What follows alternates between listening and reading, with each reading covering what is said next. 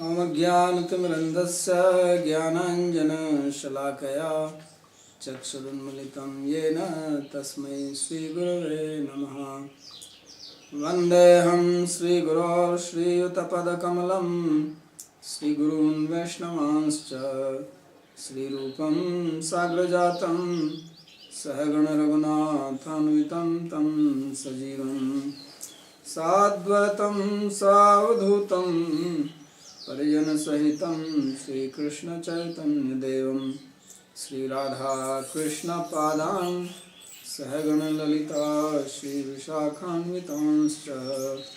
हे कृष्णा करुणा सिन्धो दीनबन्धो जगत्पते गोपेश गोपिका कान्ता राधाकान्ता नमोऽस्तुते।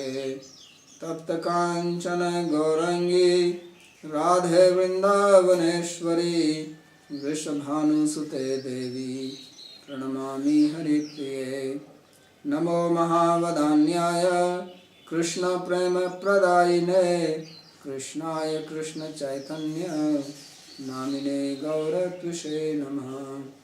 पञ्चतत्त्वात्मकं कृष्णं भक्तरूपस्वरूपकं भक्तावतारं भक्ताख्यं नमामि भक्तशक्तिकं। श्रीकृष्ण चैतन्य प्रभु नित्यानंद श्री अद्वैत गदाधर श्रीवासदि गौर भक्तवृंद। हरे कृष्णा कृष्णा कृष्णा हरे हरे हरे राम राम राम हरे हरे। जन्माद्यस्य यतोऽन्वयादितरतश्चार्थेषु भिज्ञस्वराट् तेने ब्रह्म हृदयादिकवये मुह्यन्ति यत्सूरयः। तेजो वारिमृदां यथा विनिमयो यत्र त्रिसर्गो मृषा धाम्ना स्वेन सदा निरस्तकुहकं सत्यं परं धीमहि। नारायणं नमस्कृत्य नरं चैव नरोत्तमं देवीं सरस्वतीं व्यासं ततो जयमुदीरयेत्। Reading from Srimad Bhagavatam, 4th Canto, chapter 11, verse number 32.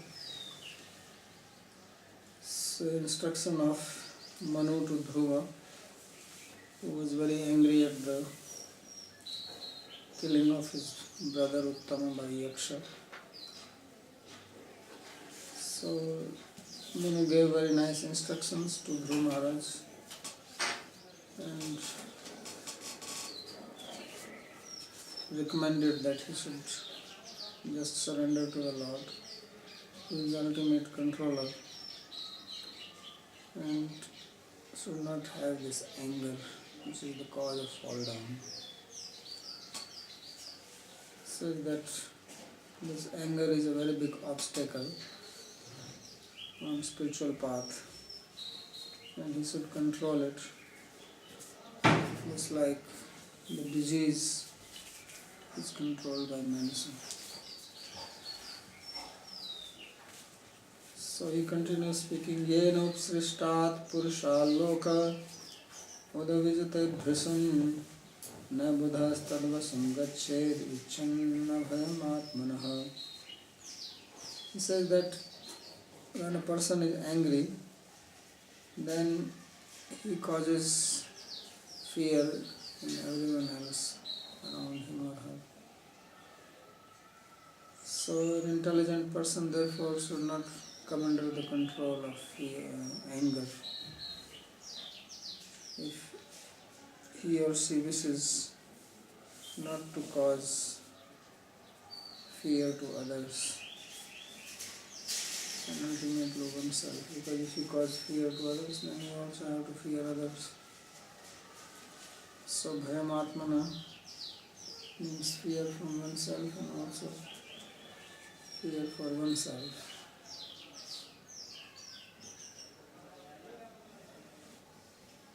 So anger, therefore, he says, is problematic situation and must be controlled. So we spoke of this in the previous verse also. And because of anger, there can be many problems. Because ultimately anger comes due to bodily concept of life and attachment to one's ego.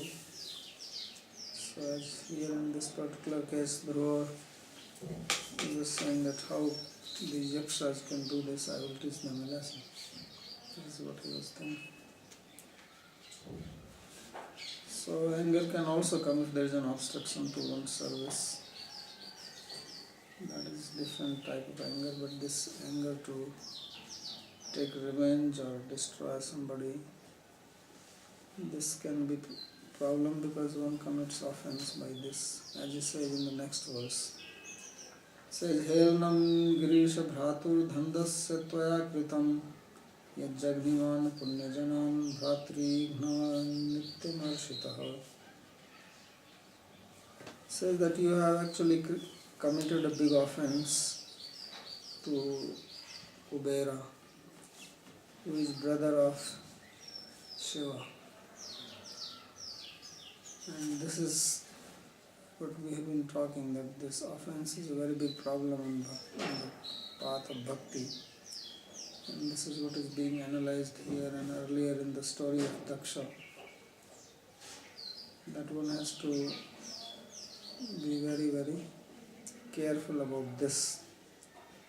And if one becomes angry, then obviously there is very little chance of being careful. And good chance to commit offense. So he says that you have killed these Punyajanas, these associates of Kubera, Bhatri Ghana Iti Amarsita, getting angry that they are the killer of your brother. But by doing this, you have offended Kuber. And Kuber is not brother, but because very close to Shiva, therefore he is being called here as brother. So then it becomes a very big offense, because if Kuber is offended, then Shiva also will be offended. Just as when Shiva was offended, then Sati felt offended. So this also shows that if you belong to a particular group, then any offense to that group, then you also feel offended. So if someone is offensive to Krishna and you are devotee of Krishna, then you also feel offended by that. So he says, Helanam Girisha Bhratur Dhandasya Tvaya Kritam. He is very sure, he is not saying that maybe you have offended or not. He says you have definitely offended Kubera. And that is obviously not good for devotees.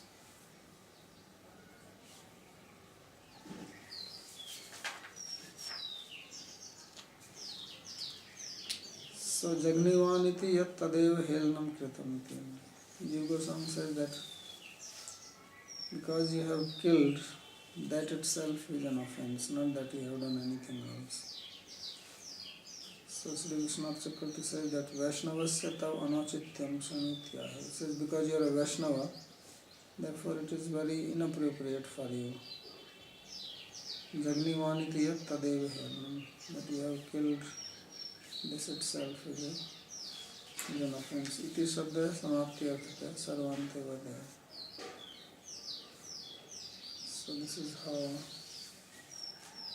he is warning him. Mehetamiti Sri Rudradi Apeksha Bhutvam.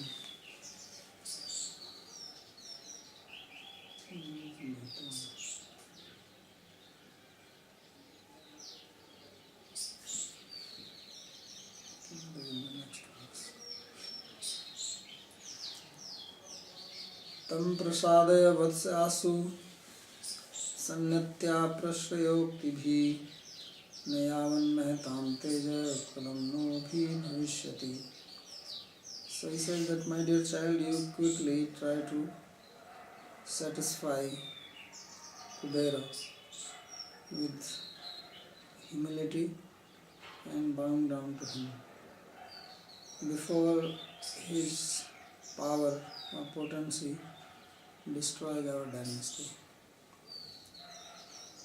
So if you offend somebody, then try to please that person, otherwise that offense is going to act and bring some bad reaction. And that reaction can come to the whole dynasty. Sometimes it happens that because of the offense of one person, and all the people have to suffer. So Duryodhana is the one who offended Pandavas.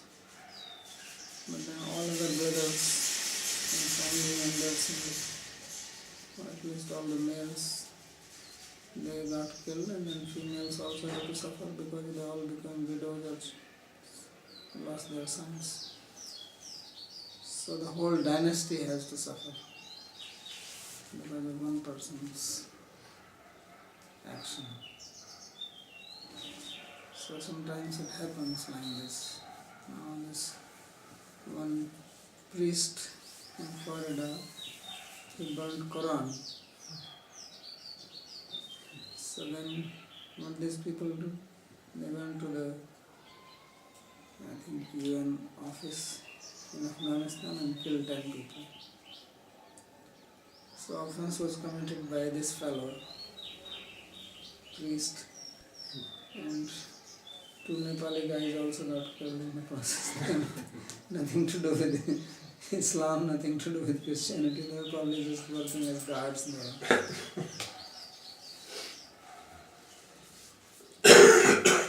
So it's so remotely related. They're not part of their family, their group, not part of their own religion. So these people killed 10 of them. So one has to be very careful. Now what did he get by burning the Quran? Maybe some cheap publicity.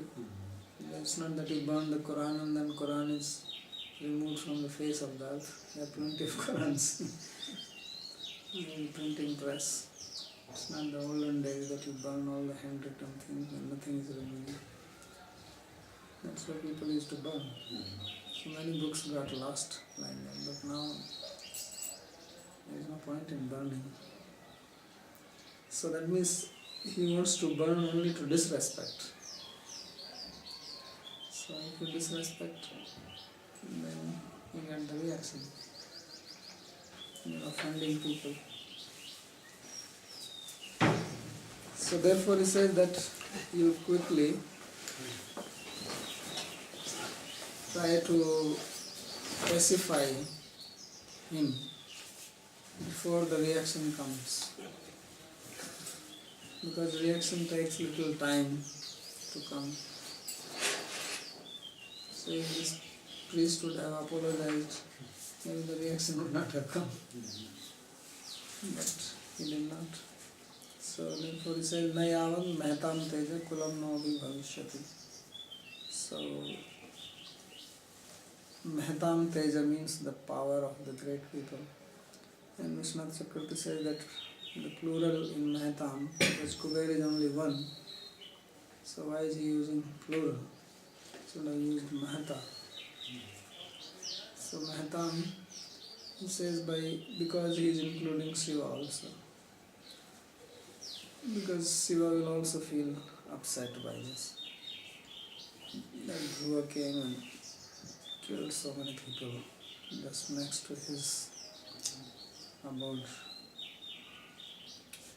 Evam swayambhuva patram anushasya manurdhruvam tena vivandita sakam vrishidesva param yayav. So in this way Swambhu Manu, he instructed his grandson Dhruva, and then being worshipped by him, he left for his own abode along with the sages. This is the end of this chapter. So this chapter we studied about Dhruva's ferocious fight with the Yakshas And when he was decimating them, then Manu came, because Dhruva used Narayanastra, and he asked him to stop. So Dhruva listened to him, and Manu left. At Dvadaso Adhyaya, now the 12th chapter. Maitreya Uvacha. Maitreya said, Dhruvam nivrittam pratibuddhya vaishashad apetamanyam bhagavan dhaneshwaraha tatragatas chana yaksha kinnarai sanstuyamano bhyavadatta kritanjalim. So in this way, when Dhruva, he stopped from the battle and he gave up his anger. Then Kubera, who is called Dhaneshwara or Lord of Wealth, he is the president of Reserve Bank.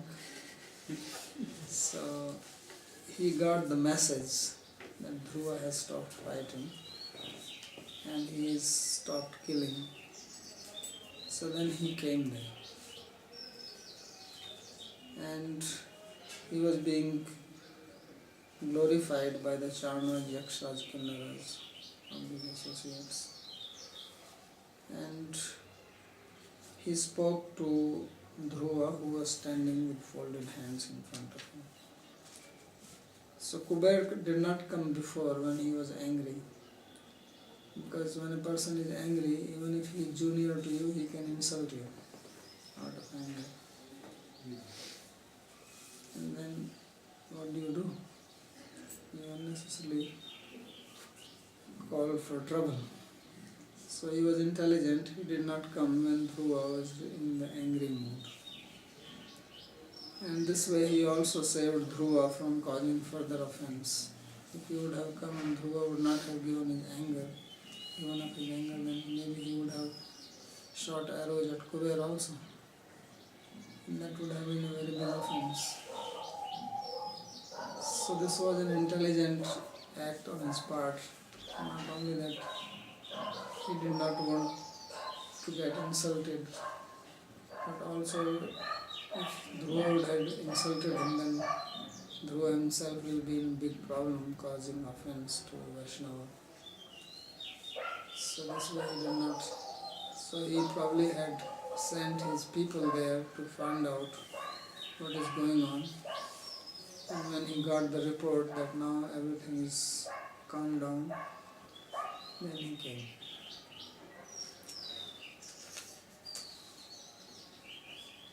Dvadase dhanadad labdhavaro gatva purim harim yajnairishtva virajyagat sasariro hare padam. So in this 12th chapter, there is a description how Dhruva, he attained a boon from Kubera, and then he went to his own city, and there he worshipped Lord Hari by performing the sacrifices. And then he became renounced, and with the same body he went to the abode of Lord Hari. So this will be described here, how he went to Dhruvaloka.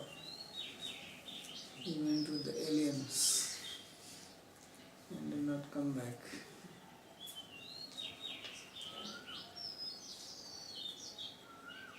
So, but his great quality is that he listened to his grandfather and he gave up his anger. So this was very pleasing to Kubera. So Kubera said, Bho bho kshatriya dayada paritushto asmi te nabha yastum pitamaha deshad veram dustajamatyajaha. He says, O son of a kshatriya, I am very pleased with you. What is that? He says, because of the instruction of your grandfather, you have given up the enmity towards yakshas, which is very difficult to give up. It's enmity. So he is praising him, and this praise has also double meaning, because he is a very honorable person, he is a Lokpal. And when he is praising Dhruva, who is an earthly being, then this is also to tell him that what you did was wrong. This is one way. When you say to a small person that you are great, it also indicates the opposite of it. So he says that, oh, this is very great that you gave up this anger, which also indicates that it was very wrong on your part to be angry to begin with.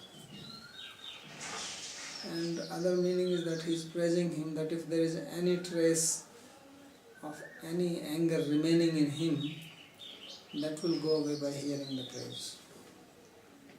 So if someone is angry and you go and tell him that actually I have never seen you angry, you are such a peaceful person.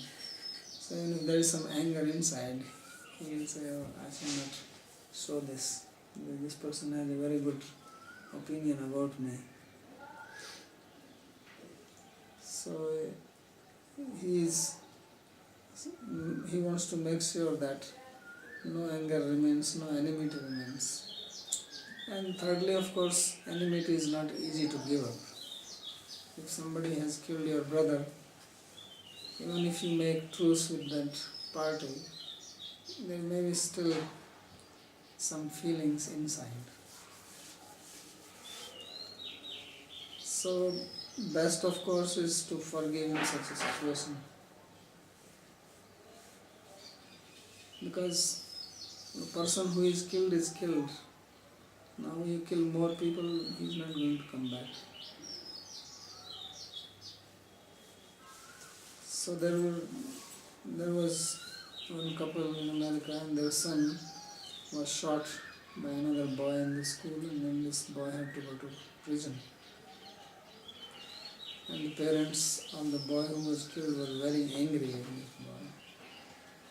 So they were always very upset, and they could not get rid of their anger. But then they read and they realized that best is to forgive. So they went to this boy, and because they said that what is the use of getting angry at him, our son is not going to come back. And our son is gone, so why spoil the life of this boy also? So they went and they met him and they said that we forgive you and we want that you be released from the prison and live a normal life. So that boy started crying. His heart also changed, and if there was any animosity in his heart, he also died. So sometimes it is better to do that. So there are some roguish people that they will never change. They are hardcore criminals. But especially if somebody is killed, then blood for blood, it is not going to bring anyone back to life.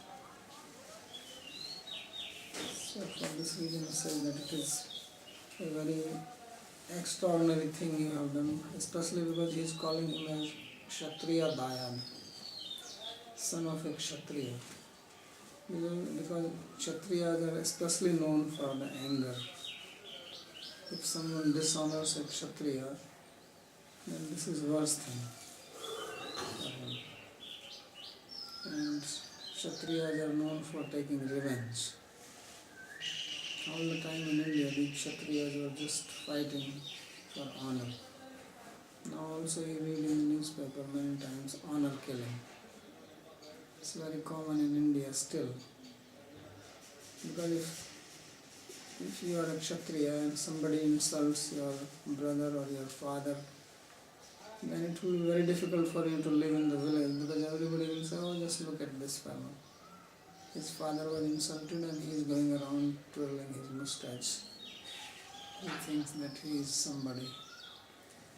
He is such a coward that he could not do anything. They will keep on taunting him like this, unless he takes revenge. And if he takes revenge and they praise him.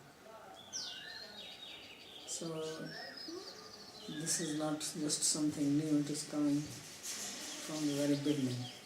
Because Kshatriya means Rajas, and Rajas means revenge. So he is calling him that you are, although Kshatriya Dayana, you are son of a Kshatriya, and yet you have given up this enmity. Otherwise, enmity continues for generations. Sometimes in the villages, there are families and they are just enemy of each other because in the third or fourth generation somebody killed somebody and they continue killing. And father before dying will tell the son that you must take revenge if you want to give me some peace. They actually order land. So therefore he says that this is very amazing that we have given this up. न भवान अवधीत यक्षान न यक्षा भ्रातरम तव कालैर्हि भूतानां प्रभुरप्य भावयोः. So as we read yesterday and before that also, that when you want to make your mind peaceful, then this is the best technique which is saying here now. And we have to remember. He says that you actually have not killed the yakshas, nor your brother was killed by the yakshas, it's only time. Kalaya. So put the crown on the head of time and disassociate yourself. Then you can remain peaceful, which is important. Otherwise you will get into this mood of revenge and you will not remain peaceful. Your mind will be very much disturbed. It says, Kalayavhi bhutanam prabhurapya bhava. It says, as far as the birth and death is concerned, only time is the master. Therefore Kala is also called death. So, common saying in India, Kal ke gaal mein chala gaya, means he went into the mouth of time when somebody dies. So, time is eating. Krishna also says, time I am, and I have come to destroy everybody. Kalosmi lokshakrit pravriddha. So he says, therefore your brother was not killed by Yaksha, it was on time. So time comes in different forms. He may inspire Yaksha to kill, he may come as a tsunami, may come as an earthquake, or maybe a plane crash, train accident, or some terrorist. This is all time acting. Time I am. Time is doing all these things. So don't lose your temper. So he said that don't think that your brother was killed by them and don't think that you are killing them. So he is also making sure two ways that first of all Dhruva is not angry at the Yakshas anymore. Because if it is time he killed his brother, then why be angry at the Yakshas? Second, he wants to make sure that Dhruva does not feel guilty of killing the Yakshas. He killed so many of them and he may feel guilty now. So as we read in Mahabharata story, Yudhishthira was feeling so much guilty that because of him so many people, so many kings, young people, they got killed. So both are problematic, to feel guilty or to feel animosity. Both are disturbance and problem for the mind. So therefore he is making sure that Dhruva is clear from both of them. So best is to think of time. If you cannot think of time, then think of karma. If you cannot think of karma, think of swabhav, nature. So many things are there which can help you to remain free from this. Aham tvamitya partha dhira jnanat purushasya hi swapni va bhati tadhyana daya bandha viparyayam. So he says that this improper knowledge that I am this and you are this means to consider this body as oneself. So by this what happened? Atadhyana. Then one gets bodily concept of life, which is just like dream. So just as in the dream there may be birth, there may be death, there may be family, relation, this and that, but nothing is real. So in the same way we have all these relations, family, birth, death, and so on. So all he says is because of meditating on the body as one's own self. So this should be given up. And then one will remain free from bandha and viparya. Bondage and misery is caused by it. So viparya means improper knowledge. The whole problem is the improper understanding of ourselves. And the basis of this improper understanding is identification of the body. So then all these problems come. But if we understand that we are not this body, then there is no bondage, there is no ignorance. So just as in dream, we may consider ourselves as somebody who we are not actually. And then we may have a long dream in relationship to that. You may consider yourself caught up in some problematic situation. When you get up, you find that you are just lying on your bed. So none of these problems exist. So similarly, all the problems are happening at the level of the body and mind, but the soul is distinct from that. And if we can understand that, then there is no problem. Atadhyanat dehanusandhanat. So tat means reality and atat means that which is not real. So that is this body. So meditating on the body. Bandha sansarasya. There is bondage, there is birth and death. Tato jnana anandamayasya jivatmano viparya jnana. Then the jiva, which is conscious being and free from all misery, what happens to him? It becomes opposite, becomes miserable and ignorant. So this is a small thing. Problem is very small, the cause, but it does not go away unless one realizes. Simply knowing it theoretically does not help, but at least one begins knowing it theoretically. So now he says, Tadagaccha dhruvam bhadram te bhagavantam adhokshajam sarvabhutatma bhavena sarvabhutatma vigraham. So he says, therefore, O Dhruva, let there be all auspiciousness for you. You go and take shelter of Lord Krishna, who is the Supreme Bhagavan. Sarvabhutatma bhavena sarvabhutatma vigraham. He is the personification of everybody, and take shelter of him with complete surrender.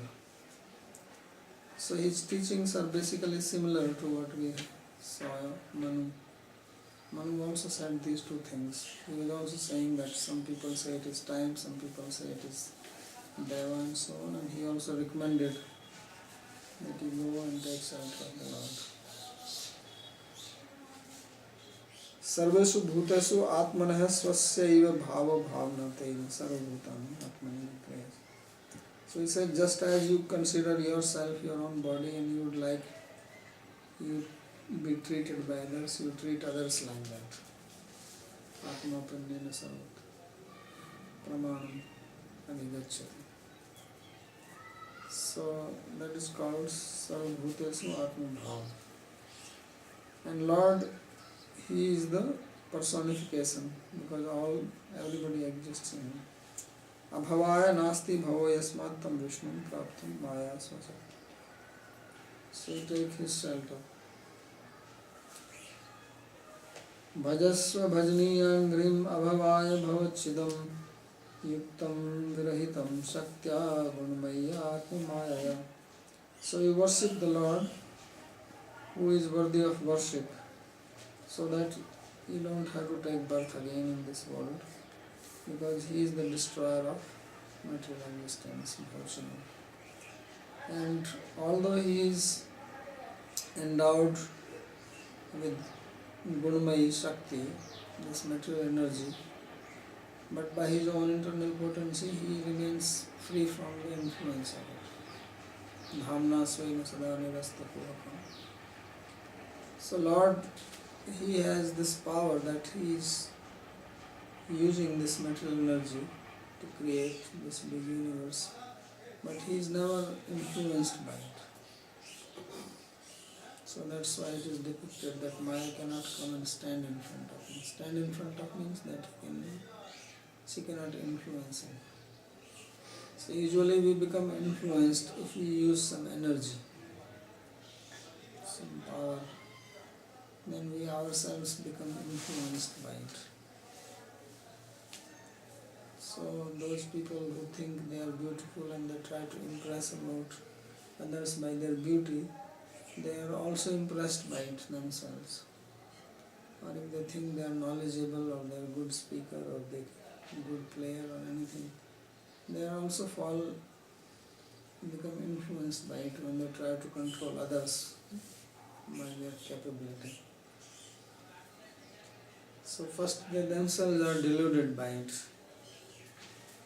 and then others they try to delude. But Lord, although He is using this Maya, Maya Duratya, He is not influenced by it at all, because He has His own internal potency. So that's why here in Bhagavatam these two distinct divisions are made, external and internal. That is the meaning. External also belongs to Him, but why it is called external?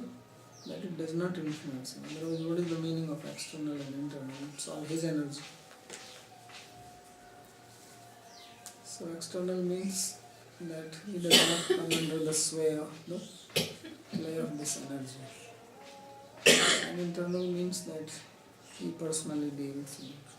That is the meaning.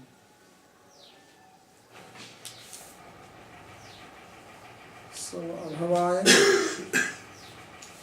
Nasti Bhava Yasmattam Vishnu. Bhava means Lord Vishnu.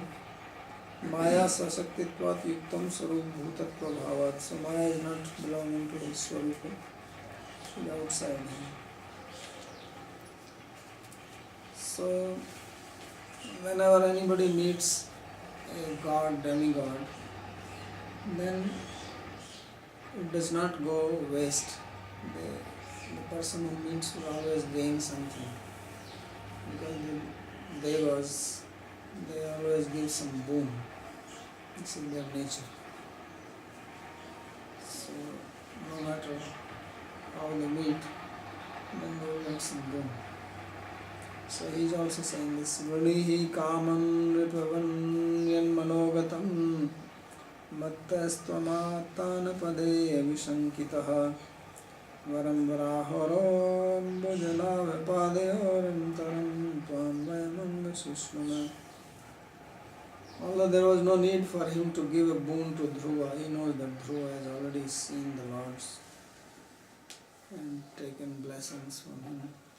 So what is the use now? But still, just their habit. So he says that Varam Vrunihi Kamam Nitra. Hey, O king, you choose some boon from me because you are the most worthy person to give a boon. And whatever is in your mind, you take it from me without any agitation. Because Dhruva may feel hesitant that I have done wrong thing by killing these yakshas, now I can ask something from him. Because these Lokpalas, people worship them to have some blessing, some boon.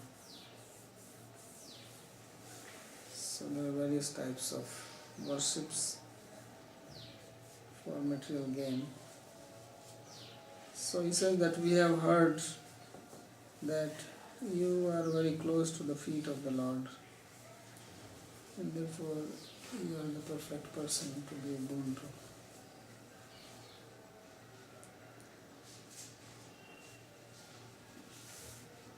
Anantaram avyavadhanam atinittam.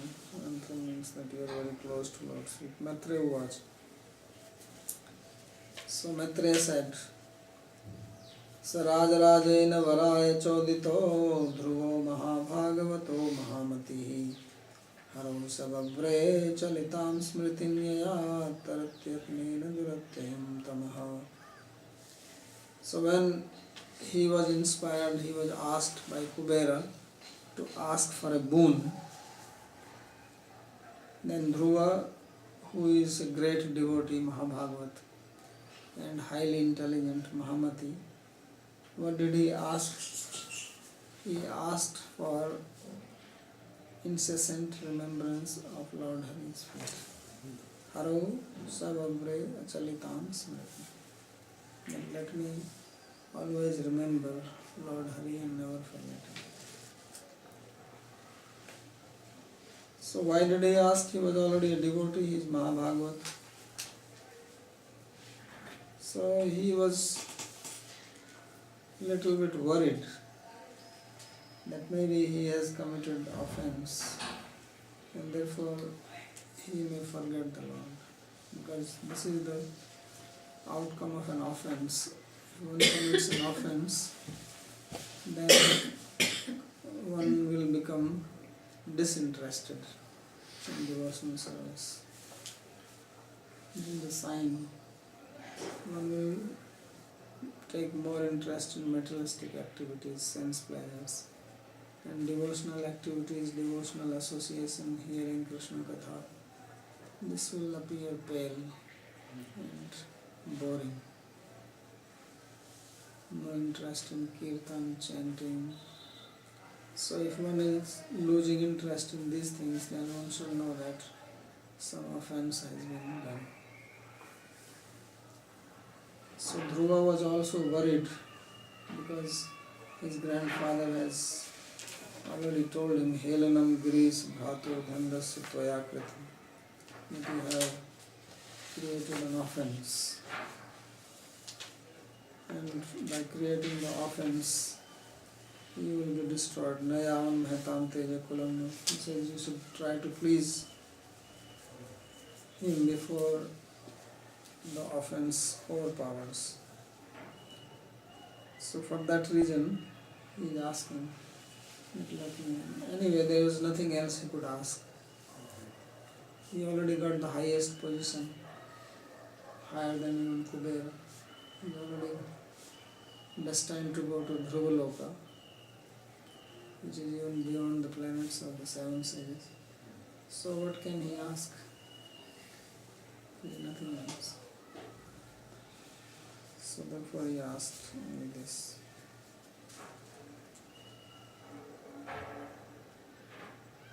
So Kubera is called here as Rajaraja. Ragya saha vartmanesu sarvesu lokesu rajte iti sa Rajaraja Kubera. He is called the king of the kings.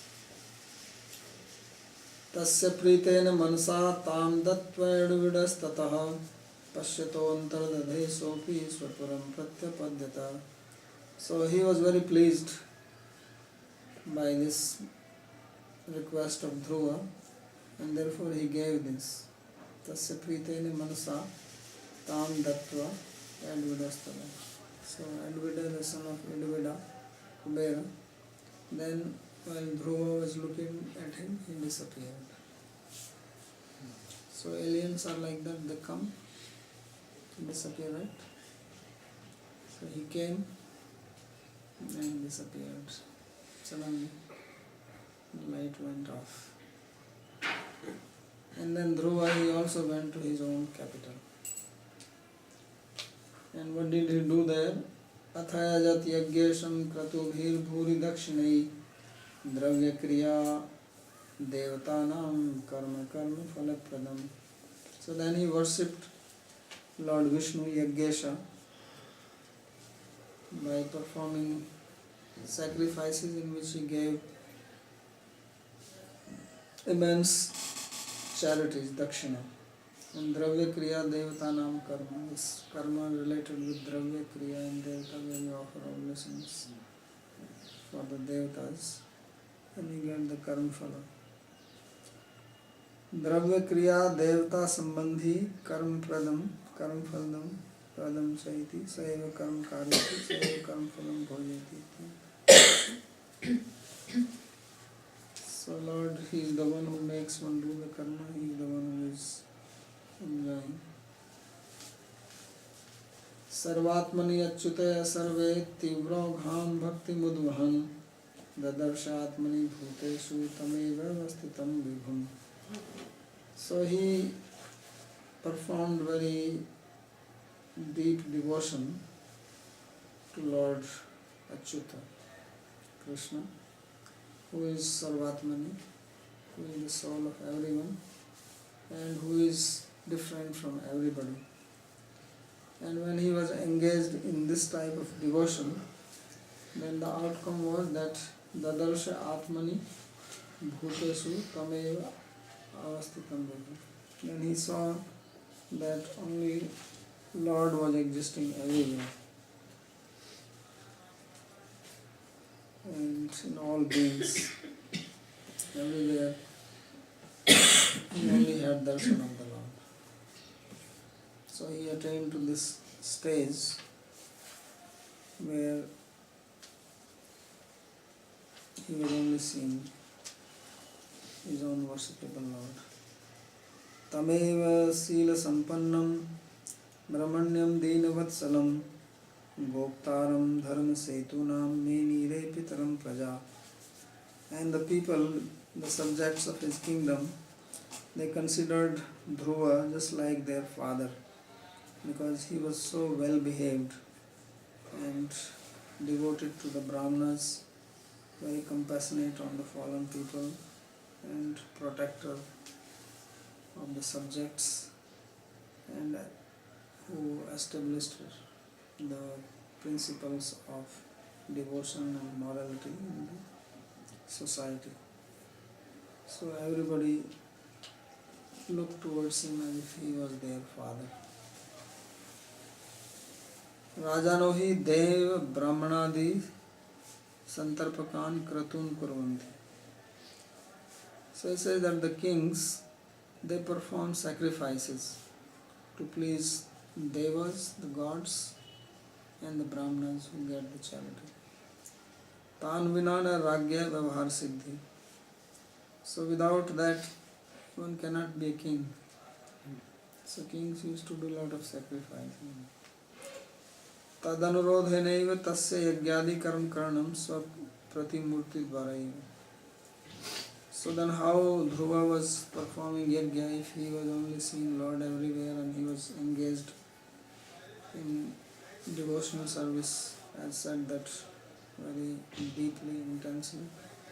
So he said that all these sacrifices were performed by his representative. He made his murti and he will just place the murti near the sacrifice and the brahmanas will do even that. Vastutastu swayam avkasam eva karmani neva labdha. He says he has no time for this type of activities. Because devotees have no interest in this sacrifice and chanting mantras for the devas. They would like to do direct devotional service of chanting, worshipping the form of the Lord, like Ambarish Maharaj was doing. So then what about sacrifices? Because it's a custom and everybody is doing. So he says he was doing it through his representative. Atcha sarve sarva vyatirikta swarupe atmani antakarne sarvabhutesu bahirapi tadhyana paripakat. So he says that he was only engaged in the worship of the Lord, and he was situated in a state that he was only seeing the Lord everywhere. And this recorded stop.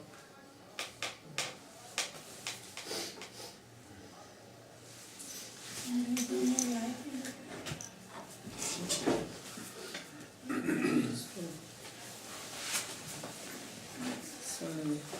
I think it's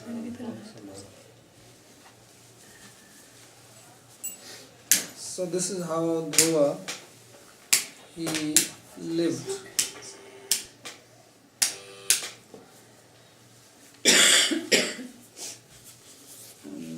Stop here. Then he is going to explain how he was taken to the high planet.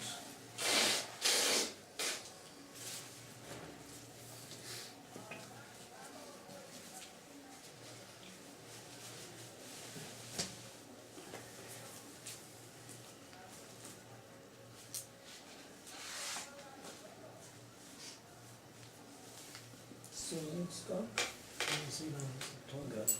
Maybe I hit it. It was recorded already? It started, and then somehow. The video, it's so little light. That you have to see. I thought that there is no light. I have a I question. thought I switched on the light, and when I came in, I saw this light on. I thought maybe somebody else. Because I never switched on it, like I only switched on it. Like, when I'm working with clients and trying to educate them about this difference between soul and body, sometimes I'm dealing with people who are totally disregarding their body, trying to do their service. So I have to try to convince them that they can't disregard this gift that they've been given at the same time. Although they're not their body, they are the soul, but still they have to take care of this body. They can't just completely. How do I do that with people? You should ask them that, do you put this tilak? Mm-hmm. Then you say yes. So why do you put tilak? So then so this body is the temple of God. Mm-hmm. This is a general answer. Yeah. So then you say that the temple of God should be neglected or taken care of.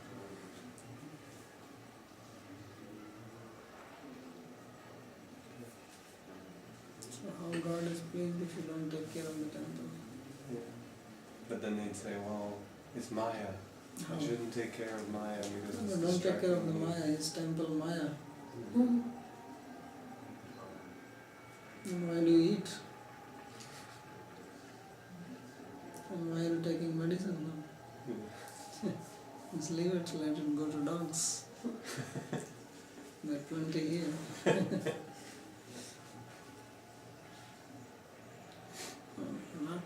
We are not body is one thing, but it does not mean body is useless. Mhm.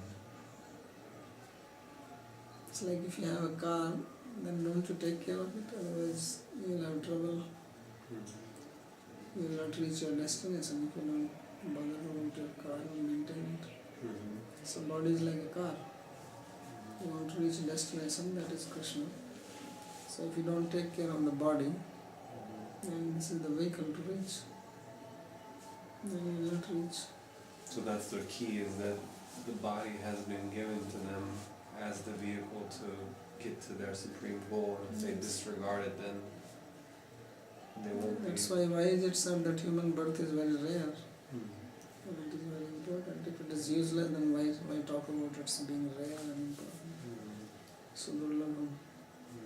Sometimes yogis, they're so into their austerities and they're always trying to do something to prove, their control over something, but in the process they're damaging, So that is wrong.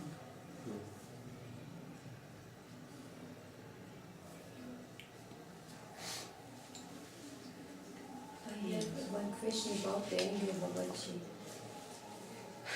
I don't want to get angry sometimes, but when this person, he's, to me, he's making me so much, he's talking, and it's not stopping. And then after some time, then it's come this anger. How should I stop this then? This person, should I go away or what? Not listen, or I just chant in the mind. Yeah. Go away or don't let him talk. Let him talk. But what should I think with my mind in that minute? Because in that minute I want to do something else with this person. Because I am getting angry. Just chant. Chant in the mind, yeah? Mm-hmm. I have a question about this murti, because the king has some duties, right? Meaning that he has to do he has been expected to behave in a particular way, following some rules in the society.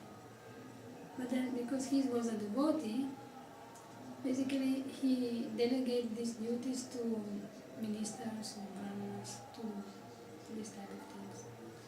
And he's concentrating more in the activities of devotion.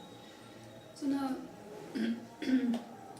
sometimes we are in this situation where we have to do also practical things that doesn't look directly like a devotional act.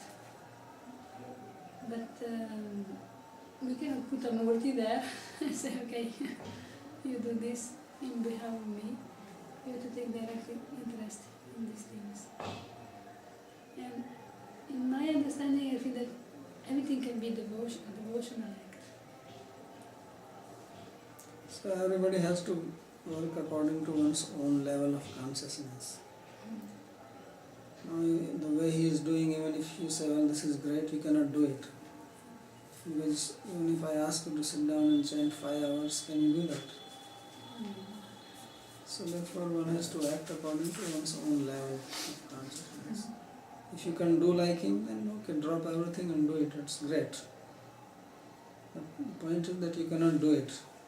So therefore, do what you can.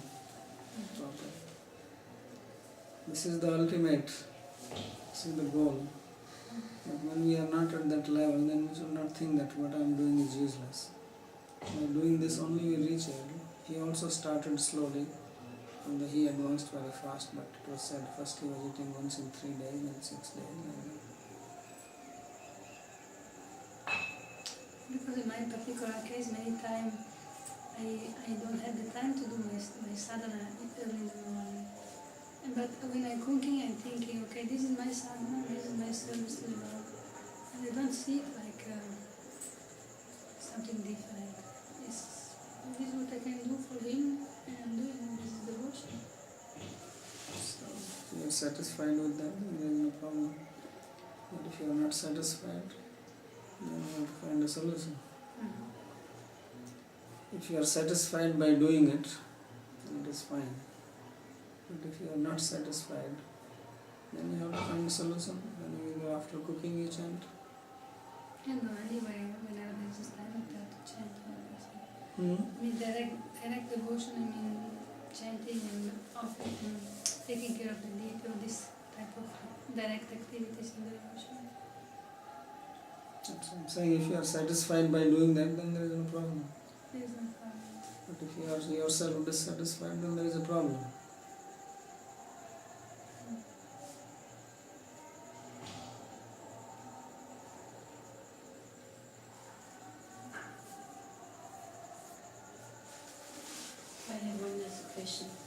when somebody did something years ago to me, and it pains in my heart so much, Babaji, that I couldn't forget.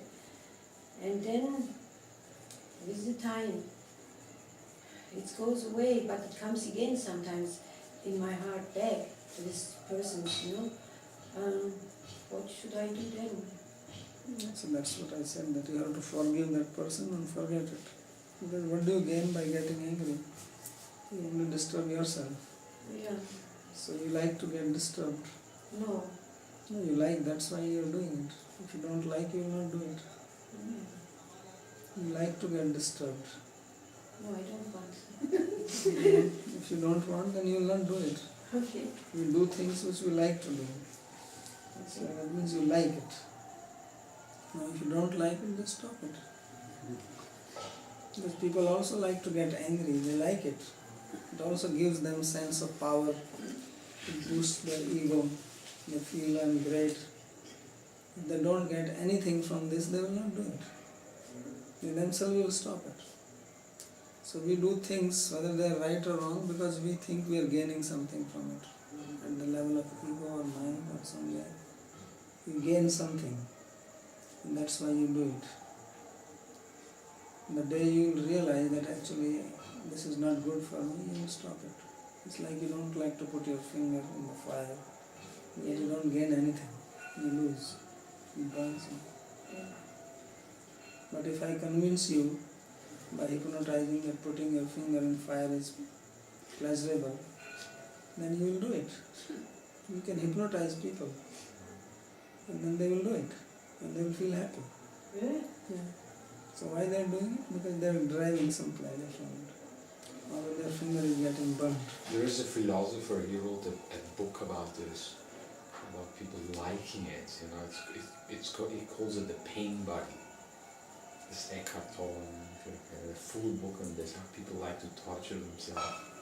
Yeah, they like it. I said something unconscious, but it happens. Yeah, because you have derived some pleasure from it in the past, Yeah. and then it becomes your habit. And then you continue doing it. Because habit means which you do without being aware of it.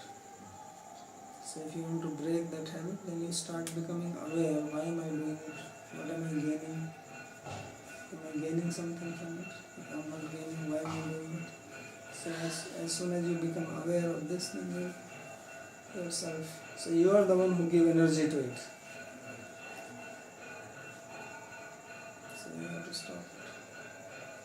But for that you have to become conscious and aware. And when I'm most of the time unhappy or this and that, then it is also comes from me, yeah? And the unhappiness is also liked by you. Because when you become unhappy, then you must have got something from that also. People gave attention to you. So there is always, whatever we do, we have always got something from it in the past. And that's why we do it.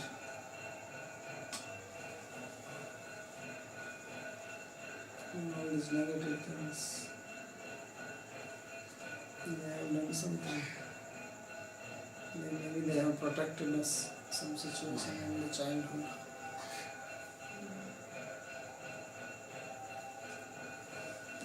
It's the same pattern also with positive things.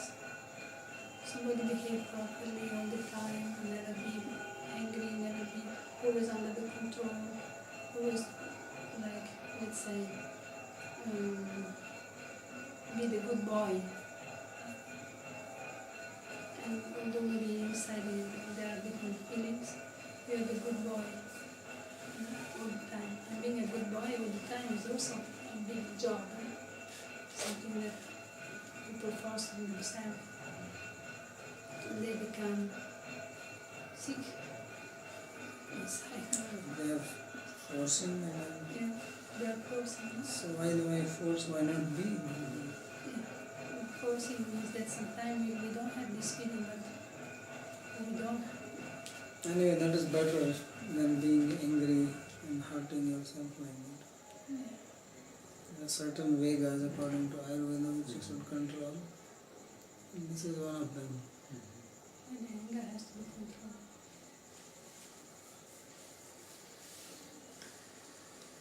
this advice that, in order to get rid of the anger, to think, to kind of place the responsibility on time, and if that doesn't satisfy you, place it on karma, and if that doesn't satisfy you, place it on nature. It seems like this is a self-rationalization in order to get oneself at a place of projected peace that isn't actually rooted in dealing with the truth, the objective reality. So I was trying to It is understand. also reality, it's not a fake thing, it's a fact, things are not in our control. Idea behind is that there's force which is above me, ultimately it is God. God we may not see, but we understand time, we understand nature, we also know there is fate. So we know these things, and we know that they are not in our control. So it is not just some projection, there is also reality behind it. It's not that time does not exist. It is also not that time is not influencing things. It's a fact. Problem is if you start thinking that time itself is God, there is nothing beyond time, or karma itself is God. That is wrong. But didn't Dhruva also act here because he's still under the influence of his ego? So that's what was shown, and that's what Manu came and told him not to do that.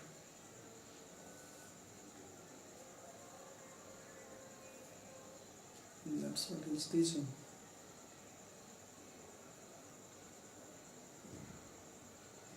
But then maybe I'm misinterpreting the advice to some degree. It seems that their responsibility is being placed outwardly as opposed to inwardly. And I realize these are potencies of the Lord, but as opposed, in order to get an effect. Yeah, but I noticed that the whole idea behind is not so much that this is an absolute truth, that time is this or karma is this. Idea is that to stop yourself from getting angry and making a wrong decision. When you are angry, you make a wrong decision. So would you like to be angry and be situated in your own self and not project like this or like that, and then take a wrong decision, then suffer for that? Or somehow find a solution that you don't get angry and remain cool, and then decide what you want to do. So yesterday also I said that this is a technique how to keep your mind sane. And this is not a bad technique, because time is there. It's not that you are imagining something, or time does not exist. It's a fact. So utilizing that which is a fact may not be an absolute fact. Means it's not that time is the absolute controller, but it is a fact. As much as that anger is a fact. So, in several anger is a fact, it's a reality. He was killed and I have to take revenge. He's a king. This is one way you rationalize. Okay, you do that, and then you commit an offense, and then that will become an obstacle to your spiritual life. So you say, I did my duty as a king, and then you have to know that this being a king is not the ultimate goal of your life. Because the person who is killed is not going to come back, no matter how many yakshas you kill. And it does not mean that yakshas are not going to kill in the future if some similar situation happens. After 50 years, everybody forgets. Not about 50 years, 3 years, they again forget. Nobody is going to remember, oh, we should not do this, otherwise Dhruva will get angry. Human nature. So they made a mistake. Now you as a wise man, you want to make the same mistake, or you want to transcend it. There are two ways to act. So one is you react because they acted, and one is that you don't react. And you act on your own wisdom. So how to maintain that wisdom, that's what is being shown. And this is how you can maintain your wisdom, not get carried away by the lower gunas of Prakriti, Rajas and Tamas.